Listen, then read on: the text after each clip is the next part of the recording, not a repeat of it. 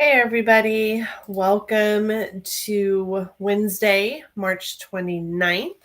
We're going to be starting Module 9, Lesson 7 today. We're going to do our best to work through the course arc and notebook questions 1 through 6. We're going to get through our vocab, and we're going to be talking about the causes and the challenges of globalization today.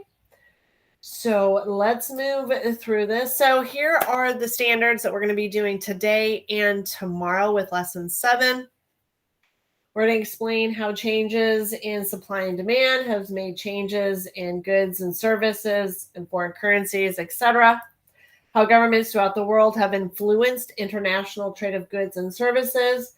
And then ultimately, how globalization has impacted various aspects of economic growth, labor markets, rights of citizens, the environment, resource, and income distribution in different nations. We're going to start off while you guys are opening up your Module 9, Lesson 7 course arc and notebook. We're going to start with a quick video on globalization. So I'm going to pull that up. And then I'm going to mute myself, and then I'll be right back as soon as the video is done. Or unknowingly experience globalization, the worldwide movement of people, ideas, money, goods, data, drugs, weapons, computer and biological viruses, greenhouse gases, and more. This isn't new. People and goods have always moved around the world. The Silk Road, a network of trade routes stretching from the Mediterranean Sea to East Asia, facilitated the spread of fabrics, spices, art, weapons, technology, ideas, and disease over thousands of years. What is new, however, is the scale, velocity, and range of these flows across borders. Think about the speed at which an infectious disease like Ebola or Zika can spread around the world, or the reach of a financial contagion like the crisis of 2008. Look at your smartphone and think about the global coordination it took to produce. The interconnectedness of the modern world allows ideas, behaviors, styles, products, and news to spread more quickly and broadly than during any other period of history. But globalization's effects are complex. What represents an upside for some people might represent a downside for others. Technology, for example, allows billions of people to contact friends and access news from around the world. International supply chains, the networks that turn raw materials into finished items, produce and distribute goods more quickly and cheaply than ever. But the pace of technological innovation has also led to the automation of manufacturing processes, which eliminates jobs. Trade is another example. Between 1970 and 2015, global exports and imports of goods each multiplied more than 50 times.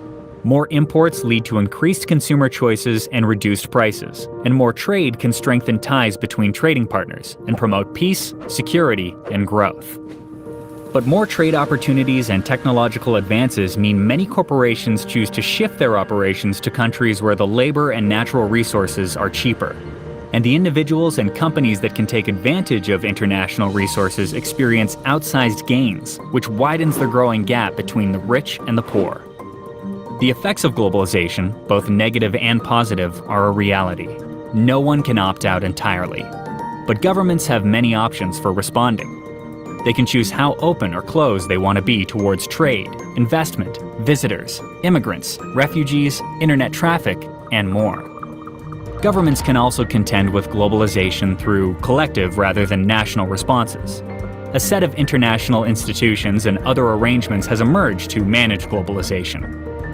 Although some countries view globalization as a threat to local identity, culture, or social and political norms, no country can be entirely self-sufficient.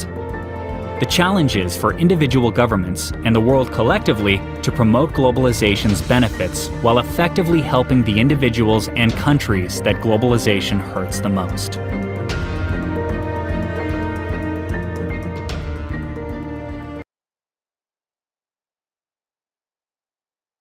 All right, so hopefully that gave you guys time to open up Module 9, Lesson 7 course arc and the notebook. So you should have this course arc open. You should have used the link down here so that you can make a copy of your notebook. The objectives that we're going to be going through are defining globalization and summarizing the factors that have led to its spread. And we're going to be talking about the challenges that help to create globalization, at least today. We will move on to migration and ongoing issues, etc., tomorrow during class. So hopefully you have that open. And we have our introduction, and it talks about globalization has come about through rapid advances in transportation, communication, and the spread of free markets. The interconnected nature of companies, markets, and nations has created a global economy that poses many challenges, but it also opens new efficiencies and productive powers that can provide for a better life for people. And that picture is probably one of the best pictures if we were to visualize what globalization looks like. And it's just everything connected together all around the globe. So our essential question is, how does globalization affect economies? And remember, we are like literally you take it, you highlight it, Control-C copy, and then you bring it over to your notebook and write in there, Control-V paste. And that is the very first item that we have to have. Remember, when we're looking at our rubric, remember, you just have to have the essential question written out correctly. There you go, full marks.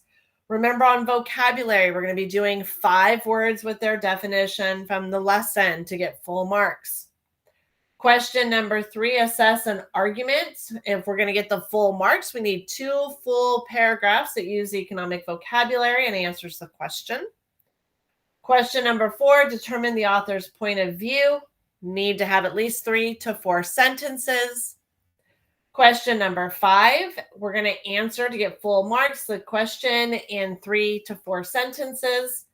And then question number 6, to get the full marks, we have to have a full paragraph answering the questions. Okay, so that's the rubric for today's lesson. So when I refer back to it, this is what I'm talking about. So everybody should have their essential question in their notebook now, and we are going to move on to vocabulary in the course arc. So let me flip the card. So, okay, going back, the large scale destruction of forests is deforestation. I don't know, these cards are a little weird this time, aren't they? The increasingly tight interconnection of producers, consumers, and financial systems around the world, that would be globalization. The movement of some of the company's operations or resources of production to another country is known as offshoring. And I've used that word a couple of times already in Module 9. Cash payment set by workers who have migrated to a new country to family members in their home country would be remittances. And that's when you're sending money back to your family to help them out. Okay. The migration of the best educated people of less developed countries to developed nation, that is called a brain drain. The people with the brains that could solve the problems in the less developed countries are leaving those countries for better opportunities in developed countries. And that is an issue that the lesser developed countries or the LDCs have to deal with. The goal of meeting current development needs without using up resources needed by future generations, and that is sustainable development. And that is it for the vocabulary words that we have to put into our notebook. So when we talk about those cash payments, remember those are remittances. And we're talking about, meeting development needs without using up the resources for future generations. You're being sustainably responsible in your development. If you're moving things from one country to a lesser developed country, mainly for cheaper labor, cheaper resources, it's called offshoring. And when you're the best, mines are leaving less developed countries to developed nations. That's called a brain drain. And then the increasing interconnection of producers, consumers, and financial systems around the world, which is what this entire lesson about, which is globalization. Okay. Give everybody a moment. Make sure that you have that in there, and then come back over to our notebook. And then we have our words. And I just simply use the words exactly like we did in the course arc. So the vocabulary: remittances, sustainable development, offshoring, brain drain, and globalization. And then the definition straight out of our course arc: Control C copy, Control V paste, and it is all in our notebook. So let's move on to what causes globalization. That is the next item that we have in our course arc. And it's basically, we've seen a lot of examples how the world economies are interconnected. You can pick up the phone to get tech support and your call is answered in another country. I mean, I know the running joke is India, but India does. That is one of their major that's how they are bringing money into their country, is the call centers. You eat a banana that was grown in Costa Rica, fill your car with gas made from petroleum that came out of the ground in, I don't know, pick a place, Saudi Arabia. The value of the dollar goes down. The cost of a vacation goes up. The list goes on and on. The economy of the world's nations are interconnected in deep and complex ways, and they will remain interconnected. Guys, we've opened that can of worm. Nothing exists in a vacuum. Globalization is here to stay. Those days of being isolated are gone. It just is not a thing that we can even look at anymore. When we talk about connections like globalization, you have to know they're not a new phenomenon, right? In the Middle Ages, the Asian spice trade connected Europe, Asia, and Africa. The voyages of Columbus led to the colonization of the Americas by European sea powers and the development of the African slave trade. The age of imperialism that began in the late 1800s forged even closer links between the economies of Europe and the United States and those of Africa and Asia. So we've got a quick short video about what is globalization that's basically going to kind of like talk about the infographic you have in front of you. Globalization is an interconnection of financial markets, the rapid transportation and communication in ways that, you have everything at your fingertips now. Foreign exchange markets are absolutely connected. Free trade agreements, which we have talked about before with like the EU, the ASEAN, Mercosur, or the USMCA. The spread of free market economies. More and more countries are finding that they want their economy to grow. They need to have some freedom of choice there. And of course, the multinational corporations. The biggest one that we've talked a lot about would be McDonald's. So let's watch the video really quick. I'll mute while the video plays and then we'll come back. What is globalization? Toyota cars are made by a Japanese corporation, but the chassis of the car are made in England, the engines in Wales, the tires in Japan, the wiring in China, the seatbelts in the Czech Republic, and the headlights in France. Like many goods that we're familiar with, these cars are manufactured in a number of different places in the world. This is an expression of globalization.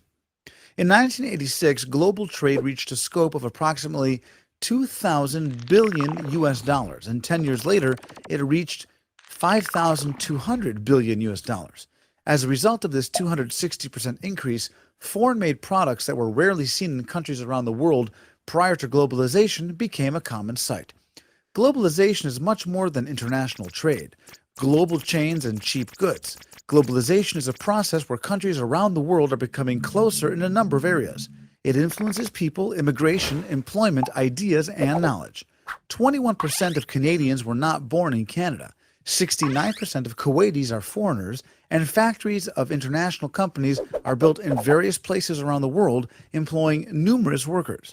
Many goods are manufactured and sold identically around the world. Globalization changes the face of society, is the source of demonstrations and revolutions, presents us with faraway cultures, and even allows us to pursue justice around the world. The main economic expression of globalization is international trade. and it brings knowledge within reach. It enriches our knowledge and expands it.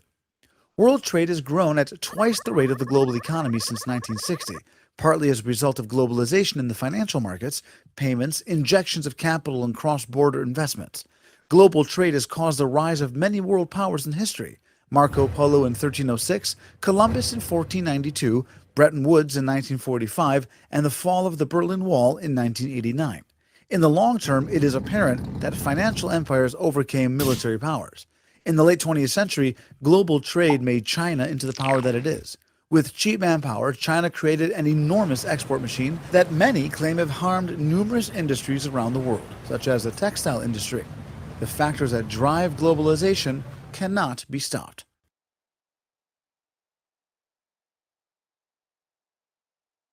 Okay, so let's move on.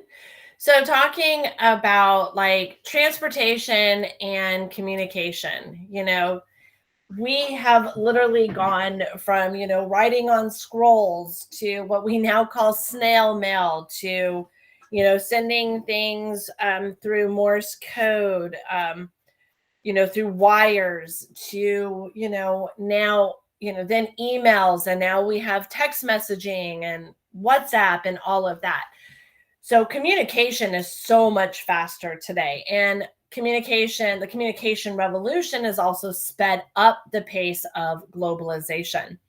Transportation, from camel trains to ships. Now we have, not just, large ships, but also airplanes to bring things around. So now we can get our Amazon packages delivered quickly, like the next day almost, right? The expansion of the free market, many nations have moved away from central planning, realizing that the freedom of choice within their economic systems is what will allow their economies to grow. The trade agreements that we talked about the EU, we talked about the USMCA. Remember, that's what NAFTA is now called, and how lowering trade barriers between those nations have allowed for large block trading and has helped out exponentially, right? So we have question number 3 in our notebook, and it says, in the Middle Ages, merchants traveling along the Silk Road carried not only goods, but also ideas. This aspect of globalization is still happening today. Do you agree, and explain? And so my thought is globalization is taking place at a much faster pace than it's ever been, right? We have these ever-tightening links between economies around the world. They include the development of faster methods of communication and transportation, the widespread adoption of elements of the free enterprise system, and the growth of international trade agreements. Our communications revolution has sped up the pace of globalization. Thanks to satellite communications, customers and suppliers on opposite sides of the world can talk quickly and clearly. Computers give people greater access to information about the availability and prices of products in distant countries. Investors in one country can get up-to-date information and use it to buy stocks on financial markets anywhere. So there is my thought process on the answer for, how is this happening? Is globalization, or this aspect of globalization, still happening today? Yes, we absolutely can see the revolution of like communication and how that has moved, right?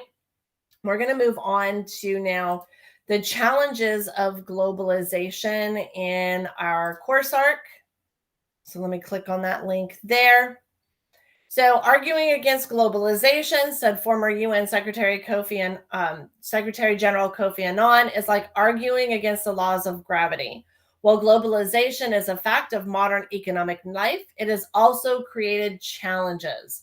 So our closely linked financial markets. So when things are up in one part of the world, like say at our stock market, things can be up in Europe and in China and in the Nikkei and Japan.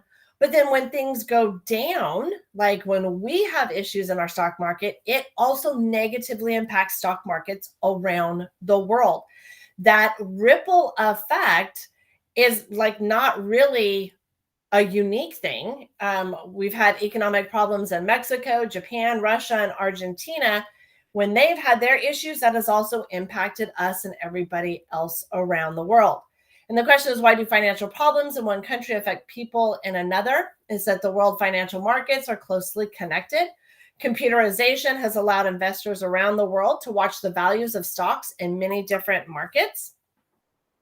They move quickly to buy the stock of promising companies in whatever country they find them and sell just as quickly at the sign or any sign of trouble. Remember, trading on the stock market is all about how much confidence you have in the country and in the companies that you are buying and selling of their stock. Okay. So we have globalization explained in 1 minute. We're going to watch that quick video, and then we're going to talk about a couple of items and go to question number 4 and discuss Kofi Annan's statement. So let me mute mine, and then I'll play the video.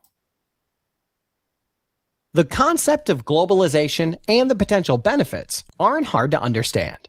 By eliminating trade barriers in an honest manner, everyone could theoretically win. 1. Poor countries would receive a significant influx of capital, as international companies take advantage of the lower wages, and in time, this could even lead to a gradual eradication of poverty. 2. Those who live in rich countries can take advantage of greater product variety, as well as better prices thanks to imports. 3. The world would move towards a more efficient allocation of capital, based on whatever it is each country can produce better than others. If a country cannot produce, let's say, clothing in a cost-effective manner, it can simply import clothes and focus on the products it's better at making. Unfortunately, things haven't exactly gone as planned for several reasons. 1. Most countries don't practice what they preach when it comes to being fair. For example, rich countries which encourage poorer countries to sell them resources, but discourage them from selling actual high value-added products. 2. Everyone wants to game the system by artificially weakening their currency to boost exports, subsidizing industries, and so on. 3. Whenever something's wrong with the economy, local politicians and citizens love blaming globalization. It sure beats looking in the mirror. The end result is that more and more people claim globalization doesn't work. However, is what we have today truly globalization or just one big masquerade?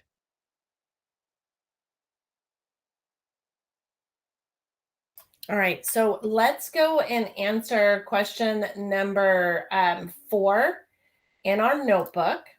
And the question is, Kofi Annan, former UN Secretary General, once said, arguing against globalization is like arguing against the laws of gravity. What do you think he meant? So my thought was, we had in like 2007, 2008, that comes directly from our course arc, that a lot of American financial firms lost money or went out of business as a result of making too many risky home mortgage loans. Worried that this crisis would cause a downturn in the economy, a lot of investors sold their stocks, which then led to heavy losses on the New York Stock Exchange, which then signaled to investors around the world, something is wrong. And what did they do? They in turn sold their stocks in the European and Asian exchanges. And this ripple effect caused by this American financial crisis, literally, it was a home mortgage issue here in the United States, and it rippled out throughout the world, and it caused massive downturns on all of the world stock exchanges, right? And then we talked about, problems in Mexico, Japan, Russia, Argentina. Those, anytime there's an issue there, it causes ripple effects elsewhere. So the thought process is that because countries around the world are intertwined, nothing happens in one place without affecting everywhere else too. It's just like gravity. What goes up must come down. Anything happens in one, it's going to come down on the other. Right? So let's go on to back in our course arc, because our next question deals with multinational corporations. It says, we've talked about multinational corporations, and there have been a lot of controversy about them. They, some economists argues that they have a beneficial impact on the countries in which they set up operation. A lot of them have been credited with the development of Eastern Europe after the fall of communism. Paul Lewis, in Harnessing the Power of the Multinationals, said, multinationals brought countless benefits. These include improving the environment, rescuing collapsing factories and rotting company towns, establishing new industries, laying new telecommunication networks, stabilizing banking systems, and facing down corrupt vested interests in governments that in too many cases had plundered their own countries. So multinationals have helped, right? When we look at it from there, they have the capital to introduce technology to developing countries, offer jobs, train the labor force, and provide the opportunity for related services and industries to develop. Critics, on the other hand, say they've done nothing or very little to aid those developed countries. Some point out that most of the profits go not to the host LDC, but to the foreign owners of the corporation. They say that multinationals create far fewer job opportunities than they claim, and that many of the industries are highly mechanized, allowing high productivity with little labor. Thus, they provide few jobs relative to the massive size of the labor pool and may even drive traditional craft workers out of business. And then, of course, wages. That is always controversial. Wages are in less developed countries are very low compared to wages in industrialized nations. Supporters argue that lower wages are justified since the cost of living is relatively low. And then, of course, critics say, hey, that's not really cool. That really doesn't help, the people there very well, right? So let's go to question number 5. So it says, some economists claim that multinational companies have a positive impact. If you were a spokesperson for the Association of Multinationals, what evidence would you cite to support this claim? So we've talked about using Paul Lewis, right? They have the capital to introduce technology to developing countries. They offer jobs. They train the labor force. They provide the opportunity for labor related services and industries to develop. We could also add in there that they basically, let's add this, basically create and shore up the LDC's infrastructure, right?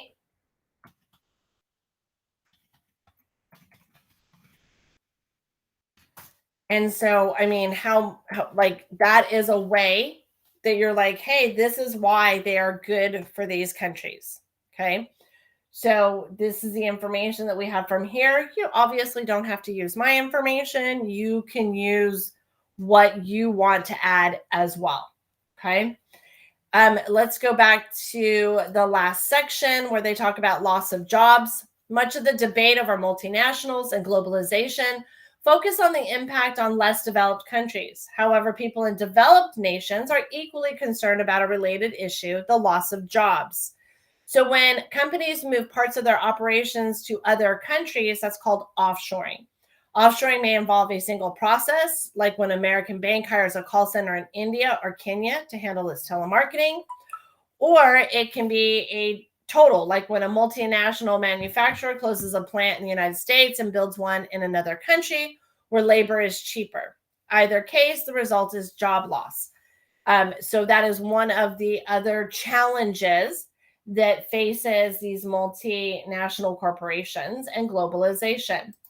So the last question, question number 6 that we're going to do today says, do you think multinational corporations have an obligation to aid the less developed countries in which they operate? Why or why not? My thought process, again, you do not have to say the same as me. You do not have to agree. I said, I think by opening up work and companies in these countries, they are in fact helping the countries in which they operate.